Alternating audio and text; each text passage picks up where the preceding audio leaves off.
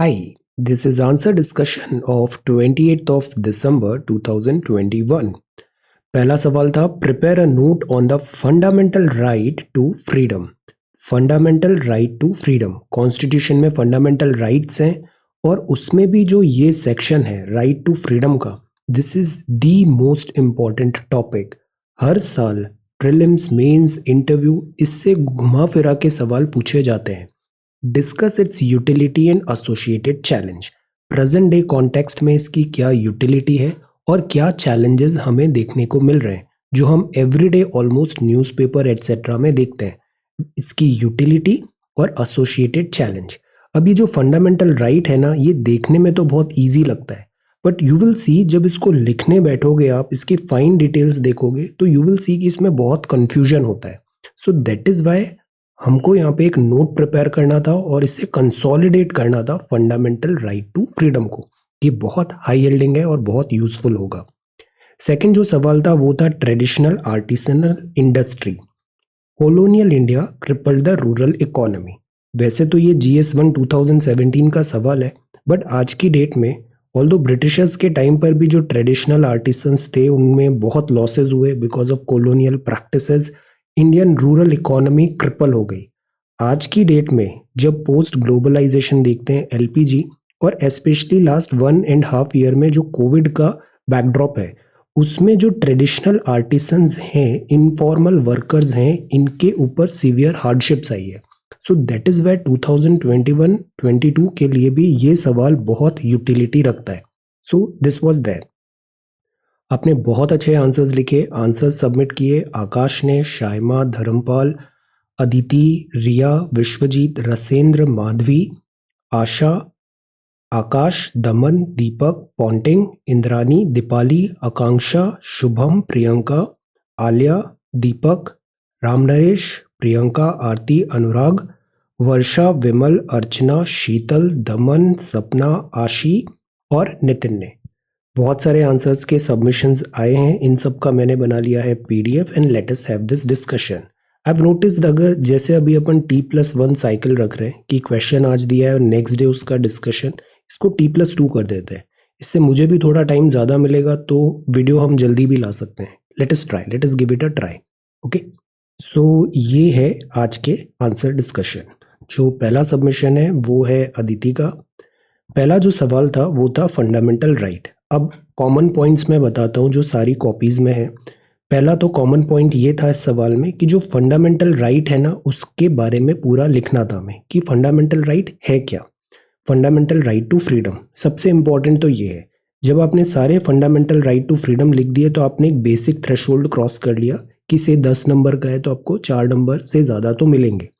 Discuss it's utility and associated challenge. अब बाकी के जो मार्क्स है ना, वो यहाँ पे आपको फेच करने हैं, इसकी यूटिलिटी और associated challenge. Okay, one more thing, आपने ये सवाल पूछा कि आंसर प्रिपेयर करने में बहुत टाइम लग रहा है। It's particularly all right. अभी जो हम कर रहे हैं वो बस प्रैक्टिस कर रहे हैं। अभी जो प्रैक्टिस है उसमें केवल एक ही चीज आनी चाहिए कि क्वालिटी अच्छी हो आंसर की। क्वालिटी पहले आएगी, क्वांटिटी, स्पीड वगैरह सब बाद में आएगा। डोंट वरी अबाउट दैट, अभी जस्ट फोकस करो क्वालिटी।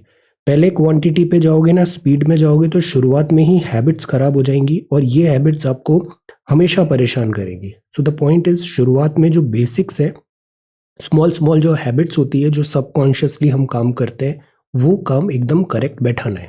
ओके, तो गो फॉर क्वालिटी। जितना टाइम लग रहा है लगने दो, बट आंसर बहुत अच्छा प्रिपेयर करना है कि आप उस आंसर को पढ़ के सेटिस्फाइड फील करो कि yes this is a very good answer.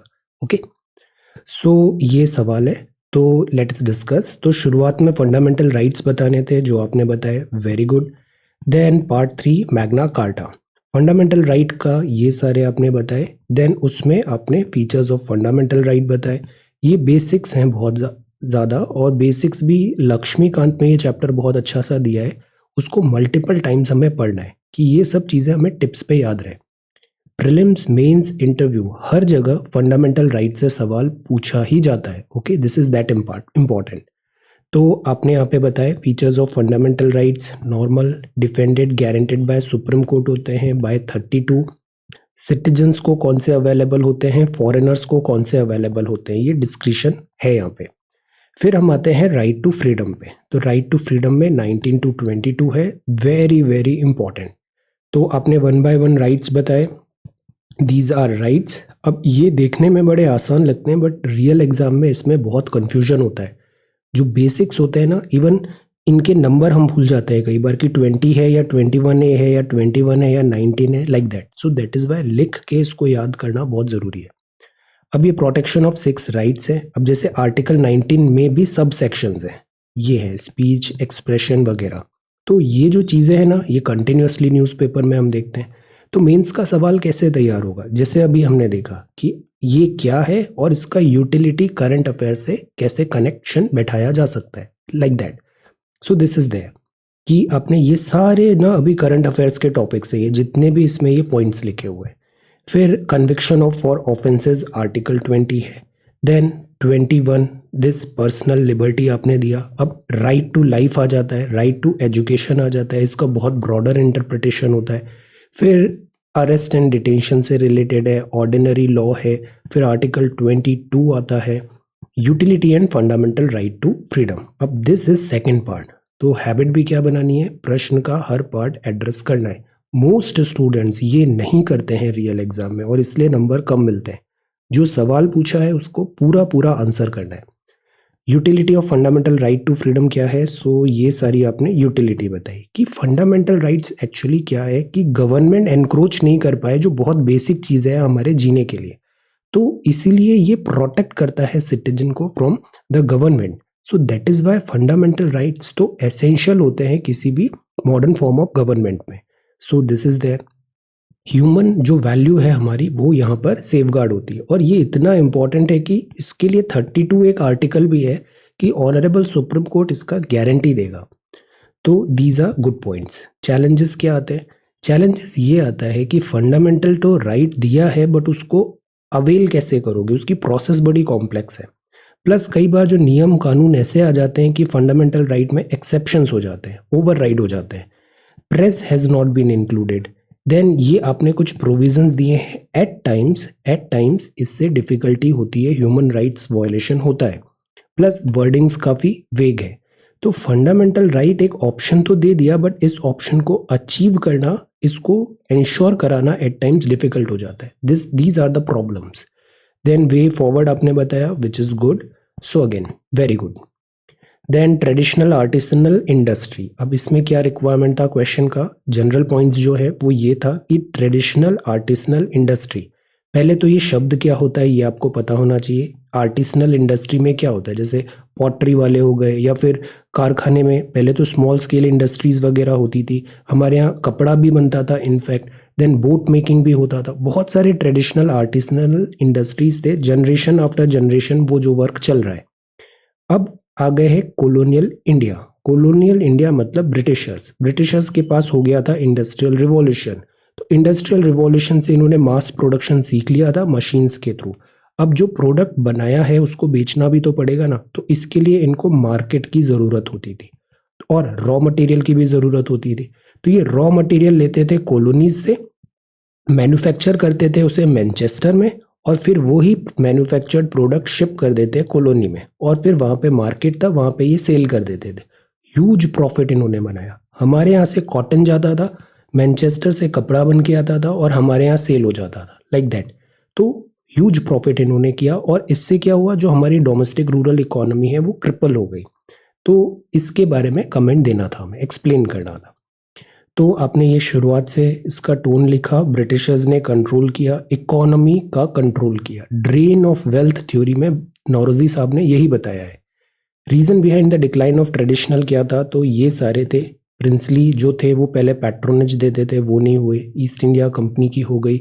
Indian governance जो था वो विदहोल्ड नहीं कर पाया, ब्रिटिश मशीन्स आ गई, इंडस्ट्रियल रिवॉल्यूशन आ गया, कॉलोनियल ने इंडिया में फ्लड कर दिया, ये सारे पॉइंट्स हैं। देन डिक्लाइन से क्या हुआ, रूरल इकोनॉमी क्रिपल हो गई। ट्रेडिशनल आर्टिसंस थे, उनके पास अब काम नहीं था तो वो वापस से एग्रीकल्चर में चले गए या फिर जॉबलेस घूम रहे, तो इससे इकोनॉमिक प्रोडक्टिविटी कम होती गई हमारी। रॉ मटेरियल जाता था सस्ता और जो प्रोसेस्ड गुड था वो महंगे में होके इंडिया में आता था, तो ड्रेन हो रहा था इससे। प्लस ये ट्रेडिशनल, ये नया एक लेयर आ गया एग्रीकल्चर का पैटर्न। एग्रीकल्चर में डिस्गाइज्ड अनएम्प्लॉयमेंट इसी की वजह से आया है कि हर कोई अब एग्रीकल्चर में जाने लग गया, बिकॉज दूसरा काम था नहीं। देन इसके बाद इकोनॉमिक इम्पैक्ट हुआ इंडियन मार्केट में, दिस डिपेंडेंसी आ गई। देन कॉलोनियल रूल हुआ, सीवियरली रिस्ट्रिक्ट हुआ, फॉरेन मार्केट का एक्सेस नहीं हुआ, तुम्हारा ग्रोथ एंड डेवलपमेंट नहीं हो पाया, चीप रॉ मटेरियल हो गया। देन ट्रेडिशनल ऑक्यूपेंट्स थे वो, तो क्या होता है ये हेरिटेज भी था कि one generation after one generation pass on हो रहा है, तो वहाँ भी डिफिकल्टी आई। तो ओवरऑल इससे जो हमारी इकोनॉमी थी, जो काफ़ी रोबुस्ट थी उस टाइम पे इकोनॉमी, उसमें सीवियर डेंट पड़ा। और बाय द टाइम 1947 आते आते इंडिया ह्यूजली डेप्रिविएटेड हो गया था, जो भी उसने ग्रोथ एंड प्रोग्रेस किया था। सो ये एक डार्क चैप्टर रहा है कॉलोनियल रूल इंडिया के, दिस ट्रेडिशनल आर्टिसंस वगैरह में। ओके, तो you have explained it well, this is again really really good this period. Then this is Riyaz copy, आपने भी बहुत अच्छा आंसर लिखा है। शुरुआत में हमें बताना था रिच हेरिटेज इंडिया की थी, there is no doubt. Indus valley civilisation के टाइम से हम इतने एडवांस्ड थे, हमारी जो कल्चर है, हमारी सोसाइटी प्रैक्टिसेस, हमने उस टाइम पे वाटर कंजर्वेशन जैसे इतने इक्विपमेंट्स लाए थे, तो India was flourishing. But Britishers ने जिस तरीके से प्लानिंग के साथ जो लूट मचाया यहाँ पे, उसके लॉन्ग लास्टिंग इम्पैक्ट देखने को मिले। मेक इन इंडिया में अब हम वापस कोशिश कर रहे हैं सेल्फ रिलायंट वगैरह, तो this is good start. Then colonisers ने क्या किया सिस्टमेटिकली, एक तो इंडिया को इंडस्ट्रियलाइज नहीं होने दिया इन्होंने, इंडिया का डी इंडस्ट्रियलाइजेशन हुआ और यूरोप का, ब्रिटेन का इंडस्ट्रियलाइजेशन हुआ। इम्पैक्ट रूरल इंडिया में क्या आया, टैरिफ बैरियर थे, हम बाहर माल बेच नहीं पा रहे हैं, टैरिफ बैरियर आ गए। देन ब्रिटिश गवर्नमेंट थी, ये जैसे कैलिको एक्ट वगैरह आ गया था, तो द पॉइंट इज बैरियर्स थे हमारे दिस ट्रेड को, ये फ्लरिश नहीं होने दे रहे थे। देन रिजर्व्ड फॉरेस्ट एक्ट आया। अब ये जो पॉइंट्स हैं ना, ये अच्छे पॉइंट्स हैं। रिजर्व्ड फॉरेस्ट एक्ट, आपने थोड़ा ऑब्जेक्टिवली ये सारे पॉइंट्स बताए, विच is good. Economic impact rural India में क्या आया, तो सी अनएम्प्लॉयमेंट बढ़ा, सेल्फ रिलायंट नहीं हो गए, हम डिपेंडेंट हो गए, इकोनॉमिक एक्सट्रीम पॉवर्टी आई। कई बार जो हमारे जो फेमाइन आए ना, ये नेचुरल फेमाइन नहीं है, ये मैन्युफैक्चर्ड फेमाइन है by because of flawed British policies. Then ये जो अब हमारा जो ट्रेडिशनल आर्टिसंस था, वो फैमिली वर्क भी होता था, तो विमेन वगैरह पूरा फैमिली एम्प्लॉयमेंट मिला हुआ था।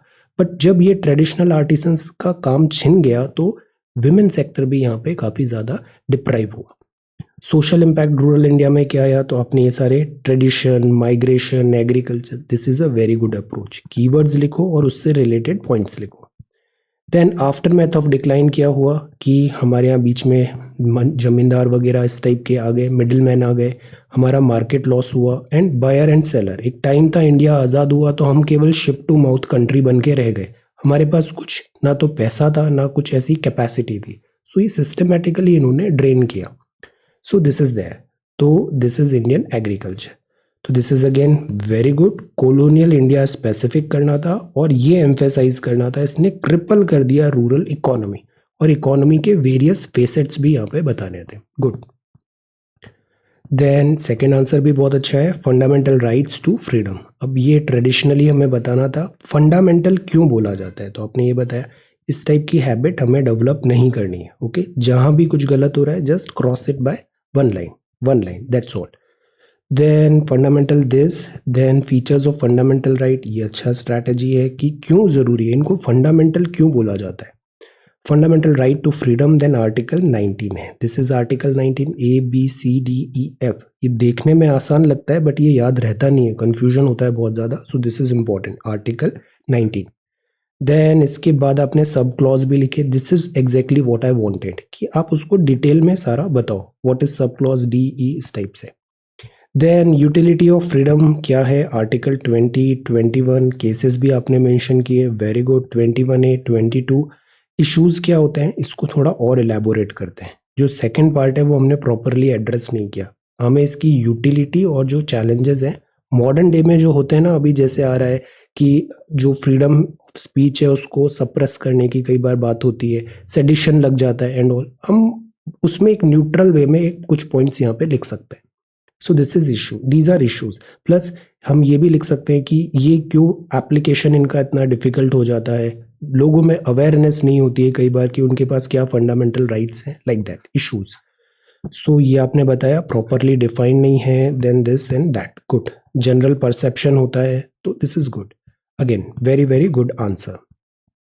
Then this is Dharampal's copy, very good, start अच्छा है। When the Britishers took over, this data था, मैन्युफैक्चर्ड था ये, as famously quoted by Peter the Great that commerce of India was the commerce of world. तो हमने एक theme establish कर लिया कि बिफोर ब्रिटिशर्स हमारी जो इकोनॉमी वगैरह थी वो अच्छी कंडीशन में थी, और इंडिया तो वैसे भी rural economy, consumption based economy रहा है।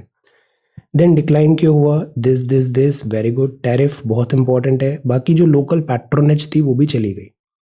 कोर्ट कल्चर आपने बताया, वेस्टर्न एजुकेशन बताया, loss of guild, tariff policy, one way free trade policy, good for England.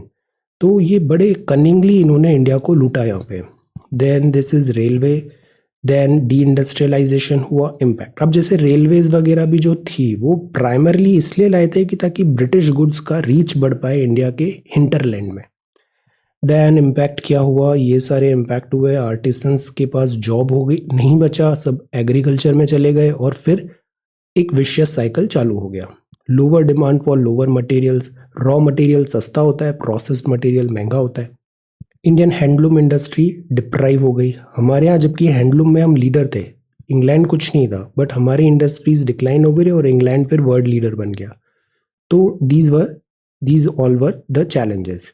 Urban migration हुआ, एग्रीकल्चर पैटर्न चेंज हुआ, ब्रिटिशर्स को ऑब्वियसली बहुत बेनिफिट हुआ, मोनोपोली हो गई इनकी। पीजेंट्स में जैसे इंडिगो रिवोल्ट हुआ, क्यों हुआ, ये मनमानी करते थे कि आपको इंडिगो ही लगाना है या फिर आपको कमर्शियल क्रॉप्स ही लगानी है, लाइक दैट। तो इससे फेमाइन जैसी सिचुएशन भी डेवलप हुई इंडिया के पास, बिकॉज हम एडिबल जो है वो क्रॉप हम लगा नहीं पा रहे थे। गवर्नमेंट स्कीम्स आई, अब ये अच्छा टेक आपने लिया कि हम कैसे रिवाइटलाइज करने की कोशिश कर रहे हैं, गुड। देन हैंडलूम्स वगैरह में इंडिया का अभी काफ़ी फोकस है, गांधी जी भी चरखा एंड ऑल क्यों कर रहे थे, ताकि सेल्फ रिलायंट बढ़े। So this is again good, very good. Then this is Akash copy, very good answer. Britishers का जो रूल था वो डिक्लाइन ट्रेडिशनल हैंडीक्राफ्ट में। डिक्लाइन का क्या था, एक तो कंजम्पशन हैबिट्स बदल गई, हैबिट्स मतलब इन्होंने ये बताया विदेशी माल अच्छा होगा, दिस इज लाइक गुड, एक कल्चर बनाया, मार्केट क्रिएट किया। देन अनइक्वल कंपटीशन था, ऑब्वियसली हमारे पास मशीन्स नहीं थी, इंडस्ट्रीज नहीं थी, टैरिफ का एक बहुत बड़ा बैरियर बन गया। क्रिपल किया इन्होंने हैंडीक्राफ्ट। अब इस वर्ड को थोड़ा और बताते, इसके हम एग्जाम्पल्स लिखते। रूरलाइजेशन, ट्रेड जीडीपी, अनएम्प्लॉयमेंट बढ़ा, आर्टिसंस जो थे ट्रेडिशनल ऑक्यूपेशन नहीं हुआ, एग्रीकल्चर बैडली इनएफिशिएंट हो गया। अब इसमें कुछ एक पॉइंट्स ये भी लिख सकते थे, जैसे पैट्रोनेज जो मिलता था राजा महाराजा जमींदार वगैरह से, वो बंद हो गया, ये भी एक पॉइंट था। तो ये डिक्लाइन हुआ traditional artisan British colonial India में, और इसने क्रिपल किया रूरल इकोनॉमी को। अब जो नेक्स्ट है वो आलिया का कॉपी है, पार्ट 3 में मैग्ना कार्टा ऑफ इंडिया। अब ये जो शब्द है ना ये बहुत अच्छे हैं, इस टाइप की वोकेबुलरी दिखनी चाहिए बिकॉज ये पॉलिटी का आंसर है। तो Magna carta part 3, very good. Article 12 to 35। तो जब मैं बोलता हूँ ना कम शब्दों में ज्यादा बात लिखो, तो this you should try. English कम लिखना है और इस सब्जेक्ट स्पेसिफिक वोकेबुलरी को ज्यादा लिखना है, वर्बोसिटी नहीं दिखेगी। जैसे आपने बताया 12 to 35 Magna, this is a very good strategy, well done. Magna carta क्या होता है, ये होता है कॉन्स्टिट्यूशन ऑफ इंडिया में 6 फंडामेंटल राइट्स हैं, आपने ये सारे बता दिए, वेरी गुड। अब इसको इलेबोरेट करेंगे हम, राइट टू फ्रीडम को। लॉज वायलेट होते हैं तो आर्टिकल 13 भी आपने बताया। फंडामेंटल राइट्स क्यों हैं, क्योंकि कॉन्स्टिट्यूशन से है, सैक्रोसैंक्ट ऑल्दो नहीं होते बट फिर भी इनको ज़्यादा महत्वता दी जाती है। Suspension of right and restriction of laws. फिर हम आते हैं राइट टू फ्रीडम पे। तो इसमें 6 राइट है, ये सारे 6 राइट बताए, ये बहुत इंपॉर्टेंट है, ये सारे 6 राइट एकदम मुंह जबानी याद होने चाहिए, very good. Protection in respect of conviction for offences बताया आपने। 6 राइट्स ये सारे हैं। Then assemble peacefully without arms, then union और cooperative society, territory of India, very good. 1 by 1 हमने सारे एक्सप्लेन किए। देन प्रोटेक्शन दिस सिटीजन को मिला है, liberty 21A is important. Then punitive जो 2 टाइप्स आपने बताया, punitive and preventive, article 22 arrest and detention. इन दोनों को भी एक्सप्लेन किया। तो this was the purpose of doing this exercise कि ये जो सेक्शन है ना ये बहुत अच्छे से तैयार हो जाए। आपने ये एक्सरसाइज से ये जो तैयार किया ना ये आपको हर स्टेज ऑफ एग्जाम में बहुत यूजफुल होने वाला है। देन दिस इज 22 आपने बताया। देन यूटिलिटी, अब यहाँ हमें बताना था यूटिलिटी क्या है, अब यहाँ दिखाना था कि हम इसको अप्रोच कैसे करते हैं। तो फ्रीडम में बताया आपने, फिर ये अच्छा पॉइंट लिखा कि एक काइंड ऑफ जस्टिस इंश्योर करता है फ्रीडम ऑफ दिस फंडामेंटल जो फ्रीडम है राइट का। सोवेनिटी इंटीग्रिटी में भी बताया, पब्लिक ऑर्डर। फिर एक कंक्लूजन है। अब ये केसेस भी अच्छे हैं कि कई बार जैसे हेट स्पीच होता है, तो हेट स्पीच का मतलब ये नहीं है कि आपको right to freedom of speech मिला है तो दूसरों का भी तो राइट है, उनका जो सोशल फैब्रिक एटसेट्रा है वो चीज़ भी नहीं डिस्टॉर्ट होना चाहिए। That is why freedom of speech में रिस्ट्रिक्शंस हो सकते हैं, बट रिस्ट्रिक्शंस का मिसयूज नहीं होना चाहिए। तो अगेन ये जो चीज़ है यहाँ पर एक बैलेंस बनाना बहुत ज़रूरी है। तो राइट टू फ्रीडम वगैरह बताया आपने, coexist peacefully and all. Very good answer. Then traditional artisan में भी अप्रोच इज रियली गुड। यहाँ दो टाइप के इकोनॉमिक ट्रांजेक्शन्स आपने बताए, spot transaction and contractual transaction. Good, technicality is good. Peace and tribal artisans भी आपने बताए। कोलोनाइजेशन हुआ, देन इसके बाद ट्रेडिशनल रूलर्स थे, ये बात था, पैट्रन थे, कॉन्ट्रैक्चुअल ट्रांजेक्शन्स थे। ब्रिटिशर्स आए, इनका ऑब्वियसली थोड़ा आगे थे हमसे इंडस्ट्रियल रिवॉल्यूशन के कारण, तो इन्होंने सिस्टमेटिकली हमें डिप्राइव करने लग गए from our basic rights, domestic sales and all. फिर इसके बाद यूरोपियन नोबल्स वगैरह आए, इंटरमीडिएट इकोनॉमी में कन्वर्ट हुआ, तो रूरल इकोनॉमी हमारी हर्ट हुई। अब आपने ये जैसे पॉइंट्स बताए, दीज आर गुड, ये रूरल इकोनॉमी के इंपॉर्टेंट पिलर्स थे। फिर हम बनने लग गए, डिमांड कम हो गई, ट्राइबल्स को भी इन्होंने उनकी लैंड, उनके फॉरेस्ट राइट से डिप्राइव किया। तो आइडिया ये था कि हम प्रोडक्शन अब नहीं करने लग गए, हम बेसिकली कंजम्पशन बेस्ड इकोनॉमी हो गई, कैश क्रेडिट कॉन्ट्रैक्ट ट्रांजेक्शन बढ़ा।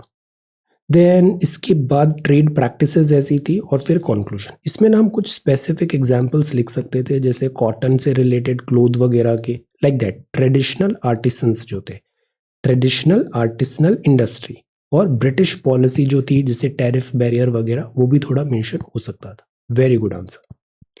Then this is Asha's copy, again very good. Part 3 article 12 to 35 है, बेसिक्स बहुत अच्छे से ये सारे आपने लिखे क्विकली।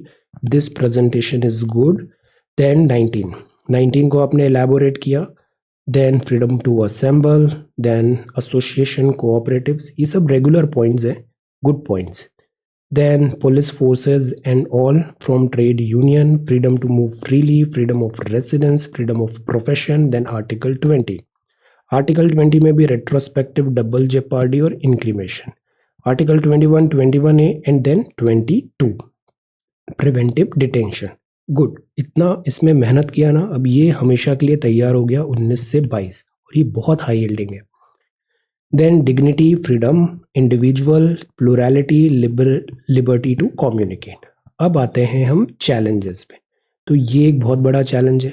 मॉब, अगेन मोबोक्रेसी कभी हम एनकरेज नहीं करते हैं, मोबोक्रेसी नहीं होना चाहिए, हेट स्पीच भी नहीं होना चाहिए।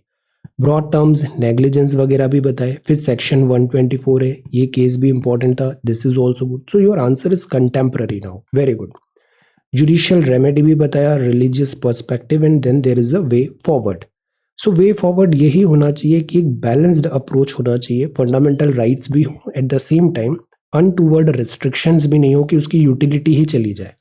Then this is a conclusion, very good, very balanced approach. Then ये सेकेंड है ट्रेडिशनल आर्टिसनल का, अपने हेरिटेज एंड वगैरह डाइवर्सिफाइड कैसा था इंडिया का, बिकॉज इंडिया ऑलवेज बहुत डाइवर्स कंट्री रहा है, डाइवर्सिटी, हेरिटेज हमारा रिच रहा है, कल्चर वगैरह में एक इम्पॉर्टेंट पार्ट था। Industrial workshop, blending of agriculture and handicraft, resources India से ले जाते थे वो, और मैन्युफैक्चर्ड गुड डंप होता था इंडिया में। हिस्टोरिकल रीजंस भी आपने बताया, decline of artisanal, removal of zamindari वगैरह, तो सोशो इकोनॉमिक कॉजेस भी थे। कोर्ट कल्चर हट गया, गिल्ड्स हट गए, टैरिफ पॉलिसी हट गया, वन वे फ्री ट्रेड हो रहा था, फॉरेस्ट यूज पे भी चैलेंजेस आए, और डी इंडस्ट्रियलाइजेशन होने लग गया। इम्पैक्ट ये आया कि विलेज इकोनॉमी, ये इंपॉर्टेंट पॉइंट है, एग्रेग्रियन सेक्टर में ओवर क्राउडिंग हुआ। देन अपने ट्रेडिशनल दिस ऑक्यूपेशन के बारे में बताया, फ्रेगमेंटेशन हुआ, अनएम्प्लॉयड ज़्यादा हो गए, डी इंडस्ट्रियलाइजेशन हुआ, देन ट्रेडिशनल आर्टिस्ट्री वगैरह में आपने बताया, lower demand for raw market, urban migration, agriculture pattern हुआ, very good points. Then economy related आपने बताया गुड्स चीपर थे, ऑब्वियसली हमारे यहाँ हैंडमेड में ऑल्दो उस स्केल में हम नहीं बना सकते थे, जबकि इंडस्ट्रियलाइजेशन का बेनिफिट क्या हुआ, स्केल आया, ह्यूज क्वांटिटी में माल बनने लग गया, तो हम ऑब्वियसली उस स्केल का कम कॉस्ट पे कॉम्पीट नहीं कर पाए। देन दिस इज देयर, और इससे काफ़ी सारे लेसन्स थे, इसमें आप कुछ दादा भाई नौरोजी का भी एग्जाम्पल्स लिख सकते थे कि कैसे उन्होंने इसको स्पॉट किया। देन उसके बाद हमने स्वदेशी मूवमेंट में भी कैसे इसको कोशिश करने की, इसको ओवरकम करने की कोशिश की। सो ये लेसन है, तभी आज हम सेल्फ रिलायंट इंडिया पे इतना एम्फेसिस करते हैं। Then Madhavi, you are again writing very very good answers. ये है कॉलोनियल रूरल इकोनॉमी। तो rural economy underwent some important changes, जैसे deindustrialisation, land revenue settlement, commercialisation of agriculture and discriminatory exploitative trade politics. Good start. Then challenges ने adversely किया, decline of nobility हुआ, patron और contractual transactions, domestic demand, imperialist policies, demand कम हुआ, unemployment बढ़ा, agricultural labourers, workers, local factories वगैरह mostly सब British owned ही थी, नया मिडिल क्लास भी आया। Then transaction decline and this, then minor forest produce decline हुआ, ट्रांसपोर्ट एंड कम्युनिकेशन में चैलेंजेस थे, रेलवेज आया तो रेलवेज से वो हिंटरलैंड का एक्सेस मिल गया। तो कंक्लूजन ये हुआ, ट्रेडिशनल आर्टिसन से रूरल इकोनॉमी में ये सारे चैलेंजेस आए।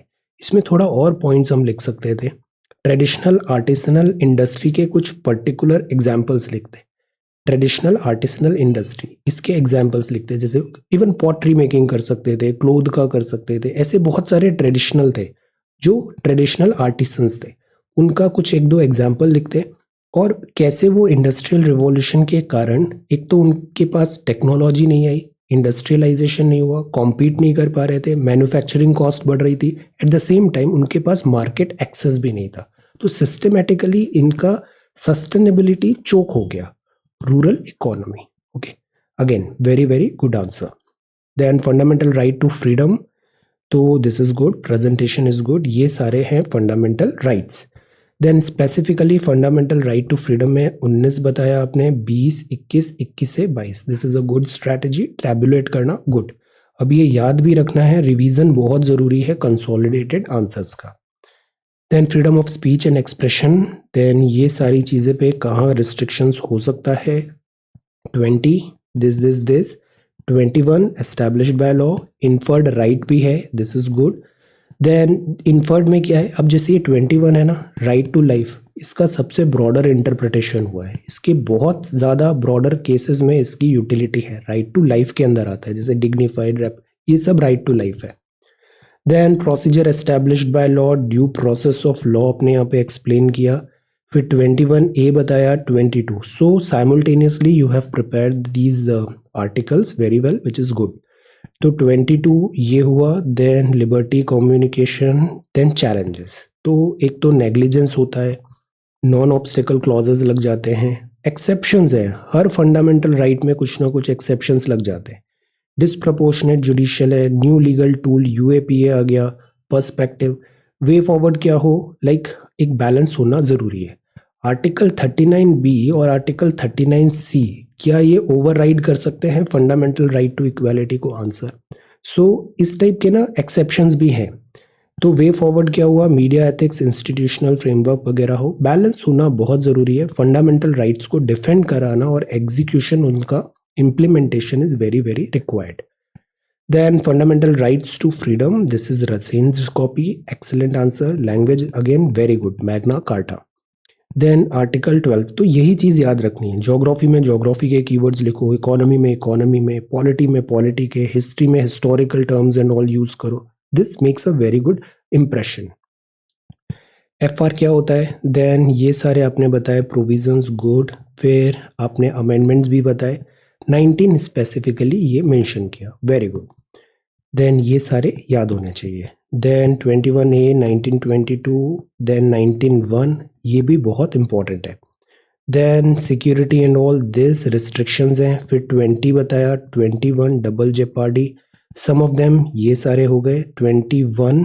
Then due process of law, supreme court, Maneka Gandhi, very good. Wider interpretation है 21A का.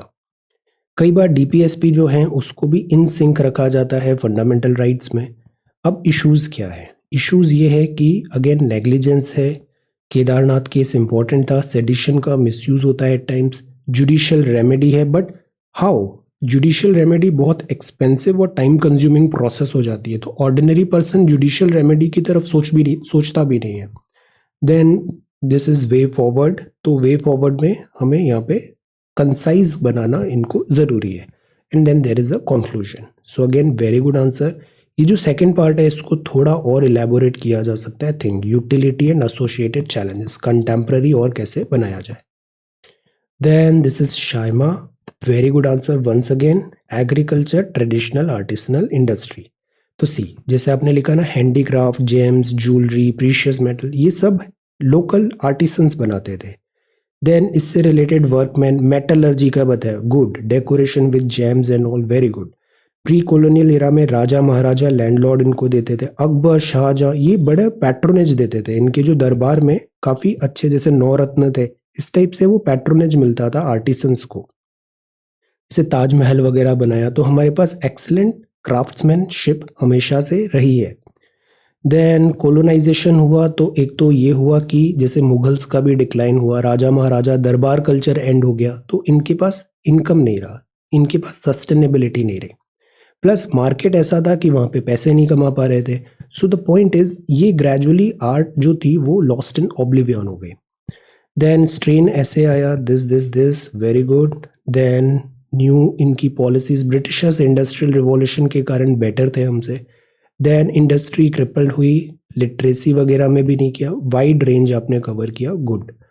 ड्रेन ऑफ वेल्थ ये लिखना था, which is good. Then mass scale नहीं था हमारे पास, प्रॉफिट स्केल नहीं था हमारे पास, हैंडलूम इंडस्ट्री वगैरह पिट गई. So these are very relevant points, good. Then this is conclusion, 39 BC भी है यहाँ पे, very good. So again very good answer.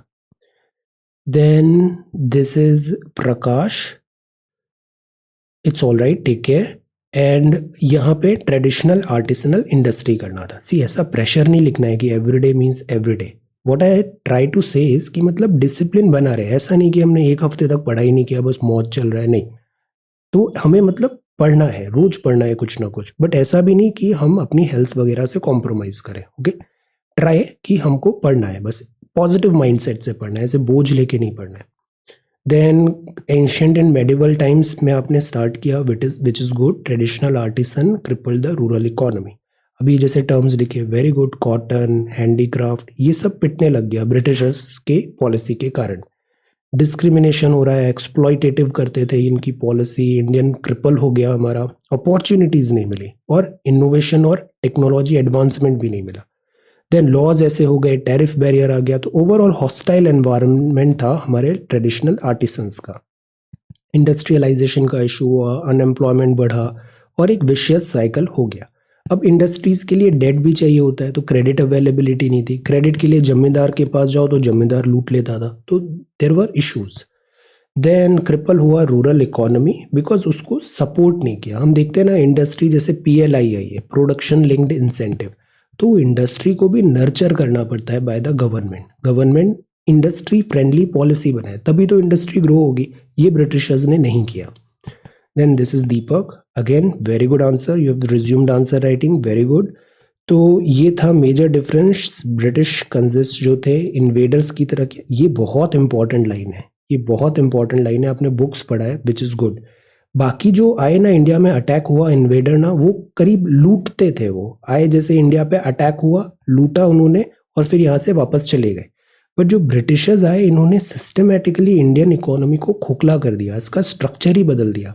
ये लाइन स्टैंडर्ड बुक्स में बड़े अच्छे से लिखा है, good. Then structure of operation change हो गया इनका. ट्रेडिशनल वन वे ट्रेड हुआ, high tariff policy, net exporter बन गया, very good, relevant points.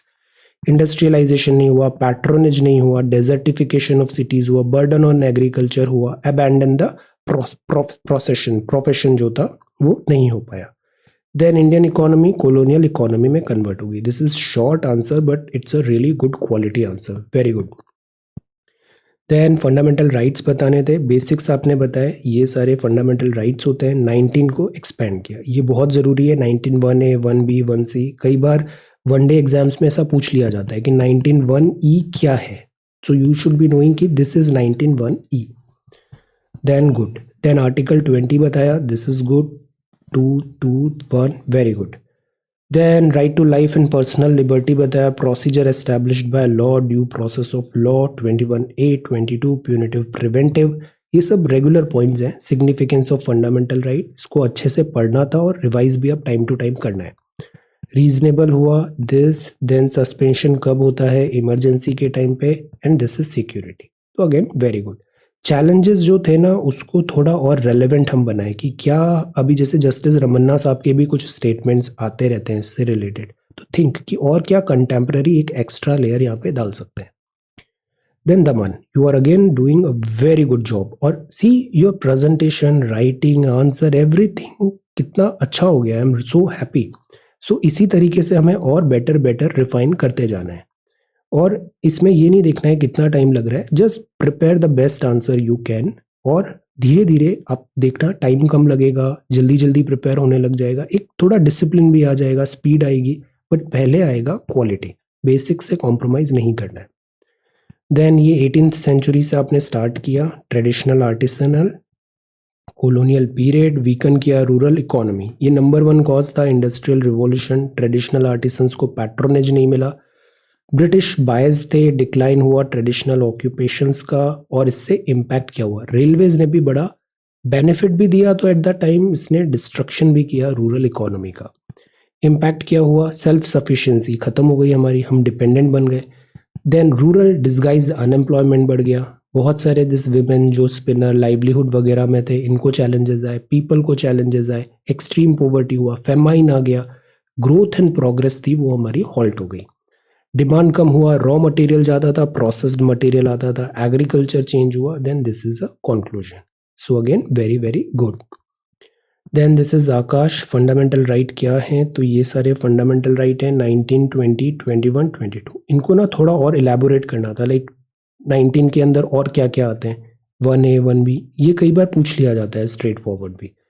Utility of right to freedom, now this is really good, क्यों ज़रूरी है फ्रीडम का जो राइट है वो क्यों ज़रूरी है, चैलेंजेस क्या है ये भी आपने बताया, limitation and non permanent, so again very good. Complexity is the main reason की इम्प्लीमेंटेशन में डिफिकल्ट आती है, और जो 32 है वो है कोर्ट से हम सिक्योरिटी मिली हुई है इम्प्लीमेंटेशन की, but this legal procedure is very tedious.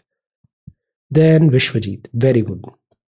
Right guaranteed under this part 3 क्या है, ये सारे आपने नाम बताए, बड़ा बेसिक से हमें सब बताना था सारे राइट्स। देन फंडामेंटल राइट के फीचर्स आपने ये एक्सप्लेन किए, these are very important keywords. 86th amendment में 21A आया, फिर चैलेंजेस, लिमिटेशंस हैं, सोशो इकोनॉमिक राइट नहीं है, क्लैरिटी नहीं है, परमानेंसी नहीं है, emergency and all, philosophy. Significance में democratic this protect interest of minority, social equity, respect of individual, participation of people in political and administrative process, then there is a way forward. अब ये जो utility challenges है ना, हमने पूरे fundamental right को broaden वे में ही बता दिया, स्पेसिफिकली जो 19 to 22 है ना, इस पे हमें ज़्यादा फोकस करना था। Then this is a way forward, very good. Shubham, very good answer once again. तो शुरुआत में ही बता दिया, ट्रेडिशनल आर्टिसंस को ये डिफिकल्टी आई, कॉन्ट्रैक्चुअल ट्रांजेक्शन्स थे, स्पॉट ट्रांजेक्शन्स थे, कोलोनाइजेशन हुआ तो आर्टिसंस हर्ट हुए, ब्रिटिश ने बहुत सारे प्रिंसली स्टेट्स एनेक्स किए, ये बड़ी इंपॉर्टेंट लाइन है, और इससे क्या हुआ, पैट्रोनेज खत्म हो गया, ब्रिटिश फ्लड कर दिया, डोमेस्टिक स्केल थी उनके पास, इंडस्ट्रियल रिवॉल्यूशन थी, रॉ मटेरियल भी था, रिसोर्सेज थे, इकोनॉमी ऑफ स्केल थी, तो हम बहुत बुरी तरह पिटे। गुड डिमांड आया, ट्रांसपोर्ट लॉजिस्टिक्स हुआ, then cheap quality knock off, इस तरीके से इन्होंने कल्चर भी बनाया, तो इकोनॉमी ओवरऑल हर्ट होने लग गई, ट्राइबल इकोनॉमी भी इनफैक्ट हर्ट हुई, जैसे minor forest produce and all, very good, diversified है answer which is good. Then rural economy से रिलेटेड बताया, quality rural economy, cash credit availability नहीं होती थी, मर्चेंट्स बैंकर, फिर ये ब्याजखोरी वगैरह आ गया, जो प्रैक्टिसेस थी बिजनेस प्रैक्टिसेस वो इंडस्ट्री फ्रेंडली नहीं रही। देन हम barter system and all, then blacksmith farm, फिर ये मैनुपुलेट भी करते थे, करेंसी मैनुपुलेशन भी करते थे। वॉर्स एंड रेसेशन में इंडियन रिसोर्सेज यूज कर लिए, और जब भी वॉर होती थी हम अपनी लड़ाई तो लड़ नहीं रहे थे, हम ब्रिटिशर्स की लड़ाई लड़ रहे थे। हमको थोड़ी जाना था इसराइल में लड़ने के लिए हाइफा का battle, we were fighting britishers battle, तो बट कॉस्ट हम पे कर रहे थे उसकी, so that is where destruction हुआ। Agriculture, cash crop, uncertainty, this, तो ओवरऑल इससे इंडस्ट्रियलाइज इंडिया डी इंडस्ट्रियलाइजेशन की तरफ पुश हो गया। अब यहाँ पे जो आर्टिसनल इंडस्ट्री है ना, इसके कुछ 2-3 एग्जांपल्स इन पर्टिकुलर अच्छे से होने चाहिए, केस स्टडी टाइप, जिसको आप बता दो कि कैसे उन्होंने इस इंडस्ट्री को रूइन किया। जैसे कि क्लोथ, ट्रेडिशनल क्लोथ जो होता था, like that, gems and jewellery, like that. Then this is fundamental right, right to freedom क्या होता है, इसके ये सारे कंटेंट है। This I wanted to see 19(1)(b), C, D, E, G, very good. 2021, then 22, then absolute नहीं होते हैं। फिर राइट टू फ्रीडम 8 ग्राउंड्स में हो सकता है, good. Presentation and approach is good. Significance क्या है, ये सारा सिग्निफिकेंस है। Then social balance, public interest, now this part is really good. ये जो ऐसी चीजें लिखते हैं ना, ये एडिशनल नंबर देता है। जैसे रेगुलर पॉइंट्स लिखे हैं तो 6 नंबर मिल जाएगा, बट अगर ऐसे एक्स्ट्रा कुछ दिख गया ना तो वो से 1 नंबर ज्यादा दे देगा, हाफ मार्क्स, 1 मार्क, और यही 1 मार्क्स बाद में सारे सवाल मिलके बहुत अच्छी लीड हो जाती है। तो दिस इज गुड हैबिट। जैसे आपने ये बताया विच इज गुड। केस 2 में श्रेया सिंगल, शत्रुघ्न चौहान, अरुणा रामचंद्र, नाज फाउंडेशन का भी, so this is good. Then ये चैलेंजेस है, very elaborate, very good answer. ये सारे पॉइंट्स बताए। सेंसरशिप एक बहुत बड़ा मुद्दा बना है। ये जो 19 है ना आर्टिकल फ्रीडम, ये सबसे रेलेवेंट बना है मॉडर्न टाइम में, डिजिटल एज में। So this is very important and very well written, very good. Priyanka, fundamental rights क्या होते हैं, ये होते हैं मैग्ना कार्टा है, ये सारे हैं, good. Ideal of practical democracy, Babasaheb का स्टेटमेंट लिखा है यहाँ पे, और ये सारे फंडामेंटल राइट है। 6 राइट्स, 19 इन पर्टिकुलर, ये सारे हैं। देन 44th CAA ने क्या चेंज किया, this is also important. Then foreigners को क्या नहीं है, केवल इंडियंस को है, फ्रीडम ऑफ दिस, ये अच्छा पॉइंट है, दिस इज गुड। तो इससे क्या होता है, आंसर थोड़ा रेलेवेंट कंटेम्प्ररी बन रहा है, गुड। रीजनेबल रिस्ट्रिक्शंस क्या है, अब यही चीज ना आप देखना दूसरे आंसर्स में भी रिफ्लेक्ट होगा। जो हम एक टेम्पलेट यहाँ पे देखा ना, when you will approach other answers based in GS2, तो you will be able to find so many fodder points, वो इस जगह से आएंगे। Then freedom of assembly, reasonable restriction, 141 of IPC, freedom of association, then restriction, this is a good strategy. Movement restriction, मतलब हर जगह हर right में एक राइडर लगा हुआ है, कंडीशंस अप्लाइड। देन डायमेंशंस आपने बताया, internal, external, freedom of this residence, freedom of profession, then 3 provisions हैं, good. Gopalan case is important, due process of law, procedure established by law, और article 21 is very important, right to life, because उसका बहुत wide scale में varied interpretation है, diversified interpretation है। सी इतने सारे सब राइट टू लाइफ के अंदर है। राइट टू एजुकेशन नया है तो इंपॉर्टेंट है, 45 और 51A भी बताया। तो दिस इज वेरी एलैबोरेट, और आपने आंसर टॉपिक भी बहुत अच्छे से प्रिपेयर कर लिया है, वेल डन। 22, अब इसका रिवीजन बहुत ज़रूरी है, ऑर्डिनरी एंड दिस। देन आपने फिर यहाँ पे बताया पार्लियामेंट की अथॉरिटी, ये सारे इंपॉर्टेंट पॉइंट्स हैं। यूटिलिटी, राइट टू फ्रीडम का क्या है, ये सारा है। देन ये चैलेंजेस है। डिफेमेशन भी आपने मेंशन किया IPC का, and this is to suppress free speech is a double wrong, it violates the right of the speaker as well as those of the hearer, so this is good. So again very very good answer. Traditional इसमें बताना था GS1, reasons to decline rural economy, तो handicraft क्या होता है ये हमने बताया। Then reason to decline rural economy क्या है, ब्रिटिश एरा पॉलिसीज है, हिस्टोरिकल रीजंस आपने बताए, प्रायर टू ब्रिटिशर्स क्या होता था। अब दिस इज गुड, हमें एक एग्जाम्पल कंपैरिजन सेट करना है, तो पहले क्या था बाद में क्या था ये बताने की जरूरत है, गुड। रेलवेज हुआ, बेनिफिट हुए, नुकसान भी हुआ। ट्रेडिशनल आर्टिसनल के ये सारे चैलेंजेस भी आए। देन कोर्ट कल्चर हट गया, वेस्टर्न एजुकेशन, गिल्ड चले गए, टैरिफ का 1 वे फ्री टैरिफ हो रहा है, अंडरस्टैंडिंग नहीं आ रही है, इंडियन आर्टिसंस का डिक्लाइन हो रहा है, like that.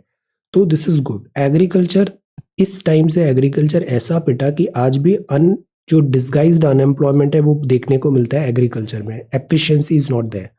Then lower demand है रॉ मटेरियल का, माइग्रेशन हुआ, तो जो जनरेशन आफ्टर जनरेशन जो ट्रेडिशनल आर्टिसनल प्रैक्टिसेस थी वो लॉस्ट हो गई। देन प्री कॉलोनियल एरा का आपने यहाँ पे मेंशन किया, ये सब बड़े अच्छे पॉइंट्स हैं, गुड। कॉलोनियल एरा, देन इससे डीस्टेबलाइजेशन, फिर तो एक विशियस साइकिल चल गया और फिर Indian economy, rural economy recover ही नहीं कर पाई। तो अब आज की डेट में हम सेल्फ रिलायंट और इस पे इतना एम्फेसिस कर रहे हैं। Then Akanksha, very good answer once again. 17वीं और 18वीं शताब्दी औद्योगिक कार्यशाला, कृषि और हस्तशिल्प का सम्मिश्रण, देसी रियासतें थी, चित्रकार, शिल्पकार, कवि, ये सब ट्रेडिशनल आर्टिसंस कहे जा सकते हैं। भारतीय राजाएं इन्हें संरक्षक होते थे, ब्रिटिश सरकार ने इनके लिए प्रयास नहीं किए, पॉलिसी सी गलत थी। देन सत्ता की स्थापना हुई, कच्चा माल नहीं था, माल के लिए बाजार उपलब्ध नहीं था, कुछ ही हाथों में केंद्रित हो गया, तो हम इसको इंस्टीट्यूशनलाइज नहीं कर पाए, उच्च शुल्क लगता था, रेलवे बन गया, ब्रिटिशर्स पक्षपात करते थे, मशीनी उत्पाद में लागत कम थी। कच्चा माल का उदाहरण आपने दिया, अब सी ये अच्छा चीज है, आपने जो उदाहरण के हिसाब से इसको बताया, गुड। देन शहरी प्रवास हुआ, फिर इसका भी उदाहरण है, कृषि पद्धति में बदलाव हुआ, अंग्रेजों को लाभ हुआ, सिस्टमेटिकली ड्रेन होने लग गया, इसमें दादा भाई नौरोजी का भी लिखना था। चुनौतियां लिखी आपने, ये सारी चुनौतियां थी और फिर एक निष्कर्ष है। तो इस तरीके से आत्मनिर्भर ग्रामीण अर्थव्यवस्था हमारी नहीं रह पाई, तो this is very very good. Then second जो है वो मौलिक अधिकार है, इसमें बेसिक सा था कि सारे फंडामेंटल राइट बताओ, इनके फीचर्स बताओ और मौलिक अधिकार क्यों ज़रूरी हैं, मौलिक अधिकारों की सूची आपने बनाई, वेरी गुड। फिर ये मौलिक अधिकार कॉन्स्टिट्यूशनल राइट में कन्वर्ट हो गया, संवैधानिक में मौलिक नहीं रहा। देन इसके बाद स्वतंत्रता का अधिकार आपने बताया, इसको अब डिटेल में बताना था, तो आपने ये 1A ऐसे सारे 6 बताए। फिर वाक अभिव्यक्ति से रिलेटेड बताया, अनुच्छेद 20, प्राण, दैहिक, देन मनेका गांधी, ये इंपॉर्टेंट था, राइट टू लाइफ। देन शिक्षा है और निरोध और गिरफ्तारी से संबंधित है, देन विशेषताएं हैं, देन उपयोगिता है, वेरी गुड। फिर कंटिन्यूशन में शिक्षा और ये महत्व, तो सी आपकी कॉपी में एक बहुत अच्छी चीज ये होती है कि आप पूरा प्रश्न का जवाब देते हो, ये बहुत बड़ी स्ट्रेंथ है आपकी कि आप पूरे आंसर को एड्रेस करते हो और आपकी राइटिंग में भी ना वो टू द पॉइंट है, मतलब जो पूछा गया है उसी के आसपास रहती है, this is again your strength.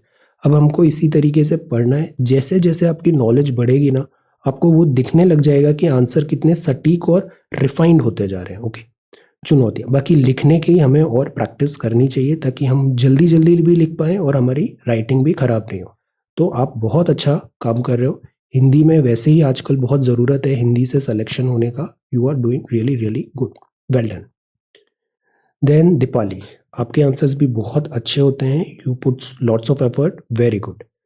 India rich history था, Indus valley civilization, sea connection कितना अच्छा से बैठा है यहाँ पे कि आईवीसी के टाइम से हम देखो ब्रोंज, टेराकोटा, तो हम तो ऑलरेडी अच्छे थे, बट ब्रिटिशर्स पॉलिसीज के कारण चैलेंजेस आए, चाहे ज्वेलरी हो, जेम्स, पेंटिंग्स वगैरह, we were good.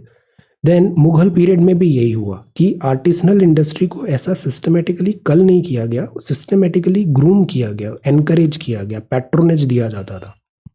British rule ने क्या किया, सिस्टमेटिकली नेचर ऑफ इकोनॉमी ही चेंज कर दिया हमारी।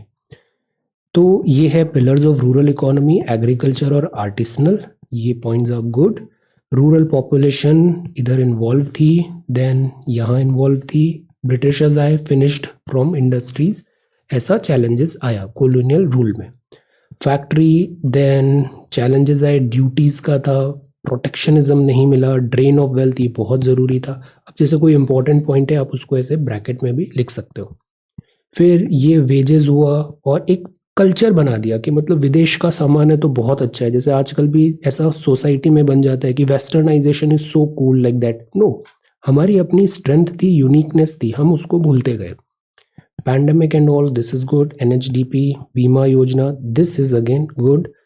देन हस्तशिल्प विकास योजना, तो now we are trying to revive all these thing. इसमें थोड़ा कोविड-19 का एंगल भी डालना था, ये पॉइंट बहुत अच्छा है। Toy hub, hearts, rural heart, हुनर हार्ट, लाइक दैट, तो जो लेगेसी हमें हमारी उसको हम बचा सकें, डिजिटाइजेशन करें, तो इसमें रेगुलर पॉइंट्स भी हैं और मॉडर्न कंटेम्प्रेरी पॉइंट्स भी हैं, गुड, रेलेवेंट है ये आज 2021 की डेट पे भी। देन फ्रीडम, इसमें बेसिक अप्रोच रखना था, ये सारे राइट्स हैं, ये सारे याद होने चाहिए। ये कहने में बड़े आसान है बट रियल एग्जाम में इनमें कन्फ्यूजन होता है, तो ये चीज़ बहुत अच्छे से याद होनी चाहिए। और राइट टू फ्रीडम सबसे इंपॉर्टेंट राइट है आज की डेट में। वैसे तो पूरे फंडामेंटल राइट्स ही बहुत हाई यील्डिंग है। रीजनेबल रिस्ट्रिक्शन हुआ 19A, ये सारे रिस्ट्रिक्शंस हैं। रिस्ट्रिक्शंस क्यों 1 to 4 है। अब इसका ना इंटरव्यू में भी बहुत यूटिलिटी है, आपसे सवाल पूछा जा सकता है कि जैसे ऑनलाइन प्रेस फ्रीडम है, फ्रीडम सोशल मीडिया में जो फ्रीडम है स्पीच का, उसमें जो एक्शन लिया जा रहा है क्या वो जस्टिफाइड है या नहीं है। एक लिमिट हमें डिसाइड करनी है, तो वो लिमिट किस लेवल पे होनी चाहिए, like that. 19B section 144 141 challenges. Then 19C है रिस्ट्रिक्शंस बताए present context, this is good, very good. 19D है reasonable restrictions present contact freedom of residence, very good approach. ये अब एक सवाल आपके बहुत सारे 5 to 10 डिफरेंट क्वेश्चंस को एड्रेस करने के लिए अच्छे से प्रिपेयर हो गया है। ये सब टेम्पलेट है, अब जैसे ही जहां पे मौका मिले इन टेम्पलेट से आप कोई भी सवाल असेंबल कर सकते हो। Good, then this is also good. So ये भी पॉइंट अच्छा है, media is fourth pillar of democracy, ऐसे के बड़े अच्छे पॉइंट्स हो गए ये, well done. Then Indrani, very good, answer बहुत अच्छा है। Pre colonial India, write something every day, you are really good, okay. Write something every day, इससे क्या होगा, एक डिसिप्लिन आएगा और एक सबकॉन्शियसली ऐसा एक लेवल आ जाता है कि हमें कोई भी सवाल पूछा जाए हम उसको बड़े इजीली अप्रोच करके लिख पाएंगे, तो हमें वो लेवल अचीव करना है। देन जैसे कॉटन सिल्क जूट वगैरह आपने बताया, very good. Then this is good, ये जो ऐसे लाइंस होते हैं कोट्स में जो लिखा है, this is good. Then India को actually systematically nature of economy ही ब्रिटिशर्स ने ऑल्टर कर दिया। टाइप्स बताया आपने, नेशनलिस्ट इकोनॉमिस्ट बताया, गुड। रीजन ऑफ डिक्लाइन, ये सारे डिक्लाइन हुए। Then conclusion, so this is conclusion, traditional artisan से ये चीज हुआ। अब इसमें हम थोड़ा अगर एंडिंग में लिखना चाहें तो आज की डेट में हम क्या चेंजेस ला रहे हैं, कोविड-19 का क्या इम्पैक्ट हुआ ट्रेडिशनल इकोनॉमी में, तो आर्टिसनल कल्चर में, ये भी हम थोड़ा बता सकते हैं। देन राम नरेश, आप भी बहुत अच्छे आंसर्स लिख रहे हो, इसी तरीके से हमें मेहनत करनी है। तो आपने जैसे बताया लेदर वर्क हुआ, पॉटरी, टैनिंग, वीविंग, ये शुरू में ही लिखना था ताकि समझ में आ जाए कि आप जानते हो ट्रेडिशनल आर्टिसंस क्या होते हैं। Good, this is really really good. Then इसके बाद आपने ये आगे कंटिन्यू किया, अबैंडन क्यों करना पड़ा, क्योंकि प्रॉफिटेबल नहीं रहा था वो। कॉलोनियल रूल ने इकोनॉमी में क्या चेंजेस किया, इंडस्ट्रीज आईआर वाले सस्ता सामान ले आते थे, चीप फैक्ट्री, हम उससे कॉम्पीट नहीं कर पाते थे, स्केल नहीं था, economy of scale. Intermediate economy नहीं थी, क्वालिटी का इन्होंने कल्चर बना दिया, पैट्रोनेज नहीं मिल रहा है, इन्होंने एक्सप्लॉइटेटिव ट्रेड बैरियर्स हो गए, रॉ मटेरियल नहीं मिल रहा है, मार्केट एक्सेस नहीं है, कमर्शियलाइजेशन नहीं हो रहा है, deindustrialization, very good points, urban migration and all. Then impact decline से क्या हुआ, ये सारे पॉइंट्स हुए। प्रोसेसिंग प्रोक्योरिंग रॉ मटेरियल में क्या डिफिकल्टी आई, मीडिएटर का क्या ट्रेड है। This is a really really good copy, well structured and to the point, well done. Production market, और जब हम इस तरीके से लिखते हैं ना तो आंसर पढ़ना भी आसान हो जाता है, सब साफ साफ दूर दूर स्पष्ट पढ़ने में आ रहा है। डिमांड, डोमेस्टिक डिमांड, और ये कंक्लूजन है, वेल डन। फंडामेंटल राइट्स, इसमें बेसिक समय बताने थे, क्या होता है फंडामेंटल राइट, तो ये होता है, ये बहुत हाई यील्डिंग टॉपिक है फंडामेंटल राइट, हर साल इससे एक सवाल आता है, इस बार भी आएगा प्रीलिम्स में, fundamental right. Equality, freedom, examples लिखे आपने, गुड स्ट्रैटेजी, ये सारे ना याद होने चाहिए हमें। देन राइट अगेंस्ट एक्सप्लॉयटेशन भी आपने बताया, then religion, then culture, educational rights, constitutional remedy, these are rates, very good, your presentation is really good. Utility आपने बताया, challenges and then conclusion, well done, 39B and C. Anurag, fundamental right आपने बताया ये होता है, ये सारे फंडामेंटल राइट्स हैं, गुड। देन 44th अमेंडमेंट में क्या चेंजेस हुआ, प्राइवेट इंडिविजुअल्स, ये फाइन डिटेल्स आपने बताए। Then freedom of speech and expression in particular बताना था, तो ये सारी चीज़ें। सोवरेनिटी, कहाँ पर रिस्ट्रिक्शंस हो जाता है फंडामेंटल राइट, क्योंकि एब्सोल्यूट नहीं है। असेंबली बताया, public order 144 CrPC, freedom of movement. Then कुछ जगह पे इनर लाइन परमिट भी है, आप बताओ इनर लाइन परमिट कहाँ है और इनर लाइन परमिट क्या होता है। फ्रीडम ऑफ रेसिडेंस बताया, so this complementary to each other. Then आपने प्रोफेशन बताया, तो this is also good. Then trafficking से related, so this is there. तो हमें इसमें पहले फंडामेंटल राइट्स, फिर आर्टिकल 19, फिर उसकी यूटिलिटी और एसोसिएटेड चैलेंज भी contemporary challenges. Aarti, again very very good answer. ये आपने बताया ब्रिटिश रूल में क्या चैलेंजेस है, तो patronage, deindustrialization, kings industry, very good points. ये सारे क्रेडिट का बहुत बड़ा प्रॉब्लम था, फॉर्मल क्रेडिट नहीं मिल रहा था, अनइक्वल था, ब्रिटिश की एंट्री, कैपिटलिस्ट वगैरह, well done. Then impact on rural economy क्या हुआ, तो ये सारे इम्पैक्ट्स हुए rural economy, monopoly of British products, tribal gatherers वगैरह, गुड। देन इससे क्या हुआ, इंडिया में सिस्टमेटिकली कोलैप्स होने लग गई हमारी इकोनॉमी और डीस्टेबलाइजेशन हुआ।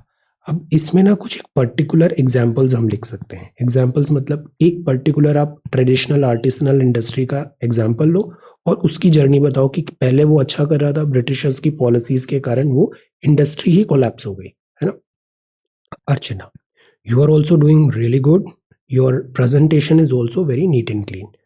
तो ये फंडामेंटल राइट है 1922। ये सारे फंडामेंटल राइट फ्रीडम के बताए आपने, बेसिक्स बताने थे, तो ये सारे पॉइंट्स हैं। Move freely, then profession, good. Criminal legislation, double jeopardy, good. 21, 22, good. Challenges of fundamental right to freedom, then there is a conclusion, so this is again good. अब ये जो टॉपिक है ना, ये बड़ा इंपॉर्टेंट है आज की डेट में, इसके चैलेंजेस क्या हैं और यूटिलिटी, तो हमें बैक भी करना है, जो फंडामेंटल राइट है वो कॉम्प्रोमाइज नहीं होना चाहिए। This is Vimal, very good. शुरुआत में ही बताया ये सारे फंडामेंटल राइट्स हैं और ये राइट टू फ्रीडम है, गुड। राइट टू फ्रीडम के ये सारे पॉइंट्स होते हैं, प्रोटेक्शन ऑफ 6 राइट्स, ये 6 राइट्स हैं। Then respect conviction for officers, one by one इनको बताना था, इनकी बहुत यूटिलिटी है, प्रीलिम्स में भी, मेंस में भी, इंटरव्यू में भी इनसे सवाल आते हैं। 22 बताया आपने, इनकी जो फाइन लाइंस है ना, good. Freedom, then challenges, but before that this is utility. तो यूटिलिटी ये है कि ये एक तो सिटीजन को प्रोटेक्ट करके रखता है आर्बिट्ररी रूल से, तो एक बुलवर्क है इंडिविजुअल लिबर्टी का, गुड। देन डिग्निटी रेस्पेक्ट के लिए जरूरी है, गुड। चैलेंजेस क्या है, वेग हैं, कई बार मिसयूज ज्यादा होता है, इनकी लीगल रेमेडी बड़ी एक्सपेंसिव है, तो लीगल टूल एम्बिग्यूटी है, अनअवेयरनेस भी होती है। Then there is a way forward, ये वे फॉरवर्ड में मीडिया एथिक्स, एजुकेट करें, अवेयरनेस करें, स्ट्रेंथन करें, स्ट्रीमलाइन करें प्रोसेस को, very good answer. Then this is Varsha, संविधान के भाग 3 में ये सारी चीजें हैं, मैग्ना कार्टा, मौलिक अधिकार, वाक और अभिव्यक्ति है, शांतिपूर्वक सम्मेलन, रेगुलर पॉइंट्स हैं, संचरण, निकास का, व्यवसाय का, अनुच्छेद 21 का। तो हमने ये सारे फंडामेंटल राइट्स बता दिए। अब हम इसमें क्या नहीं बताया हमने, उपयोगिता और चुनौतियां इन पर्टिकुलर, ओके। सो अगेन वेरी गुड, ये जो पॉइंट्स हैं बहुत इंपॉर्टेंट है, फंडामेंटल राइट्स बहुत अच्छे से हमें याद रहने चाहिए। देन दमन, फंडामेंटल राइट आपने भी बताया, दीज आर फंडामेंटल राइट्स, ये सारे पॉइंट्स हैं, रेगुलर पॉइंट्स हैं। कॉन्स्टिट्यूशनल मेकर्स ने इस पे बड़ा एम्फेसाइज किया था, तो एक लीगल रेमेडी भी दिया है, ये अच्छी बात है। 19(1)(a), 1(b), 1(c), ये ना याद रहना चाहिए कि 19(1)(d) क्या है, तो 19(1)(d) है फ्रीडम ऑफ मूवमेंट, 1 दिस, ई क्या है दिस, एफ क्या है दिस, ओके। देन ऑफेंसेस का बताया, पर्सनल लिबर्टी, इसमें सब रेगुलर फैक्ट्स लिखने थे, आपने अच्छे से लिखा। 21(a), arrest and detention, utility, अब सी इसको भी एड्रेस किया है, चैलेंजेस को भी एड्रेस किया है, परमानेंसी नहीं है, क्लैरिटी नहीं है, इम्प्लीमेंटेशन बहुत मुश्किल होता है इनका, लीगल जो है cost time is huge. Then this is conclusion, well done. Sheetal, again very good answer. Drain of wealth, ये कीवर्ड बहुत इंपॉर्टेंट था, Dadabhai Naoroji and drain of wealth. Traditional artistry बताया आपने, डिमांड फॉर रॉ मटेरियल कम हो गई और रॉ मटेरियल मिलना भी बंद हो गया, वो सब बाहर चला जाता था और वहां से मैन्युफैक्चर्ड गुड्स इंडिया आता था। जैसे ये एग्जाम्पल लिखा है, this is a good strategy. Urban migration हुआ, एग्रीकल्चर पैटर्न, ये एग्रीकल्चर पैटर्न, तो डिस्गाइज द अनएम्प्लॉयमेंट बढ़ा, यूटिलिटी नहीं थी, प्रोग्रेस नहीं हुआ, ब्रिटिशर्स को बहुत बेनिफिट हुआ। देन इस तरीके से चीज़ें और बद से बदतर हुई और इंडिया की जो आर्टिसंस हैं वो बहुत मुश्किल में आ गए। देन दिस इज सपना, सो ये बड़ा अच्छा आंसर है, well done.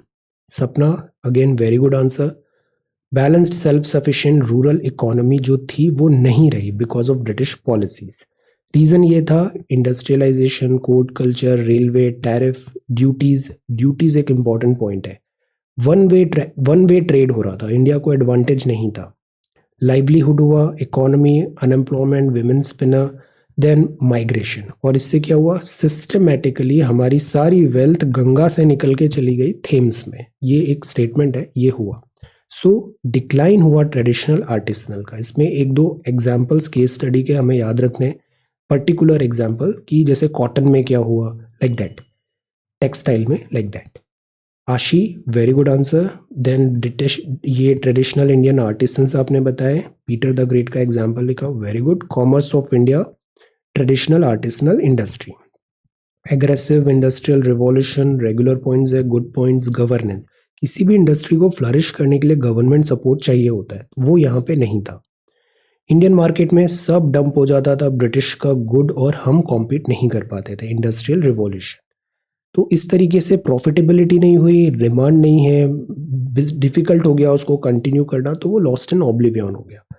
Then money lender, credit facility नहीं है, इकोनॉमी प्रॉफिटेबिलिटी नहीं है, स्केल नहीं हो रही थी economy. So this is good, ये भी अच्छा है। ड्रैकोनियन इन्होंने लॉ लाए। देन कॉलोनियल रूल हुआ, इंडियन गुड्स कॉम्पीट नहीं कर पाए, तो इसका इम्पैक्ट ये हुआ। एग्रीकल्चर क्राउडेड हो गया, एग्रीकल्चर एरिस्टोक्रेसी आ गई। रेलवेज के कारण बेनिफिट हुए तो नुकसान भी बहुत हुए। सो इस तरीके से सिस्टमेटिकली यहाँ पे इंडियन इकोनॉमी का इन्होंने वाइप आउट कर दिया ट्रेडिशनल आर्टिसन कल्चर को। Nitin, again very good answer, traditional artisanal rural economy. तो सी, अब जैसे ये है, ये अच्छी चीज़ है, आपने बताया who all are traditional artisans. Indian kings पहले उन्हें पैट्रोनेज देते थे, वो चली गई। फिर बायस्ड पॉलिसी हो गई ब्रिटिशर्स की। देन इसका आउटकम क्या हुआ, इकोनॉमी नहीं बची, इकोनॉमी का स्केल नहीं बचा, और systematically rural economy chaos and vicious cycle में फंस गई because of flawed policy, biased policy by britishers. So ये सारे आंसर्स हैं, बहुत अच्छे आंसर्स आपने लिखे, इसी तरीके से कंटिन्यू करना है। Thank you so much for watching this video. Take care, study well and be safe.